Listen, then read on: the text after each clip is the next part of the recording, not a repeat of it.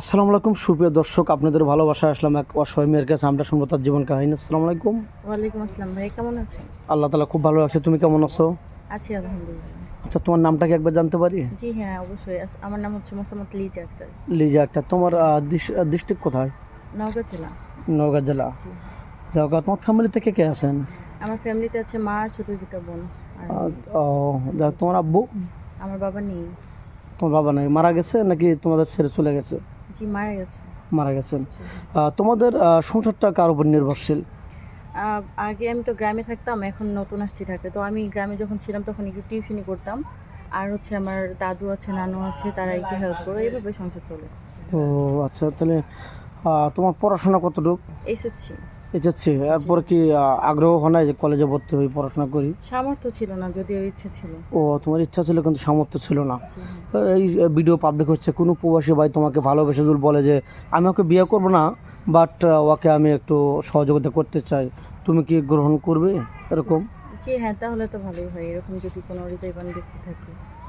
আর যাই হোক, তোমার উচ্চতা কতটুকু? আমার হচ্ছে তো 5 ফুট 8 ইঞ্চি। 5 ফিট আছে, মার্শাল্লাহ, অনেক উচ্চতা।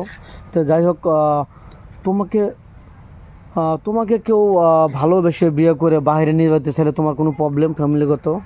না, আসলে একটা মেয়ের বিয়ের পর তো তার স্বামীর পরিচয় সবকিছু তো। অবশ্যই। হাজবেন্ড যখন বলবে যে নিয়ে যাবে, তো আমার কি আপত্তি এখানে? আহ, তোমার লুক সুন্দর, চেহারা ভালো, অনেক কিউট মেয়ে তুমি। তোমার এমন কিছু জীবনে ঘটনা হয়েছে যে তোমার পিছে কেউ অনেক মার্কেটে বা রিক্সাওয়ালা কেউ ভালোবাসার প্রস্তাব দিচ্ছে, এরকম হয়েছে কি? হ্যাঁ, সত্যি কথা বলতে দিছে, কিন্তু হচ্ছে আমার অ্যাকসেপ্ট করার মতো কোনো ইন্টারেস্ট ছিল না, কারণ আমরা দরিদ্র। আর একটা কথাই বলে গ্রাম অঞ্চলে যে গরিবের হাত ধরলে জাত যায়, তো সেক্ষেত্রে আমার এই কথা আমার মাও বলে, এজন্য রিলেশন করার সাহস পাইনি। আচ্ছা, তোমার চেহারা অনেক ভালো, অনেক সুন্দর মেয়ে। তুমি তুমি তো মুসলমান না? জি হ্যাঁ। নামাজ কালাম তো পড়া হয়। জি হ্যাঁ। আর নামাজ কালাম পড়তে হবে।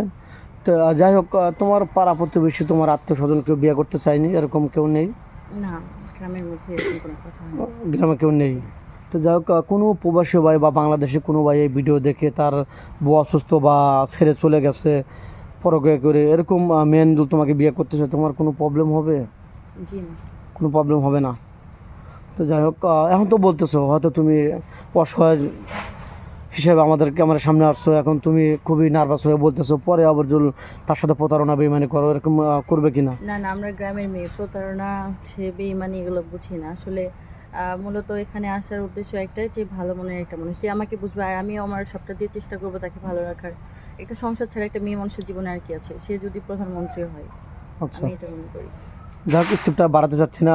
তোমার ভিডিও পাবলিক হচ্ছে, দেশ প্রবাস থেকে দেখছে, তোমাকে কীভাবে পাবে বলো তো? আমার তো নিজস্ব কোনো ফোন নাই, সো যদি কেউ যোগাযোগ করতে চায় তো আপনাদের মাধ্যমে আমার সঙ্গে যোগাযোগ করতে পারে। আচ্ছা, সুপ্রিয় দর্শক, শুনতে পারলেন, স্ক্রিপ্টটা বাড়াতে চাচ্ছি না।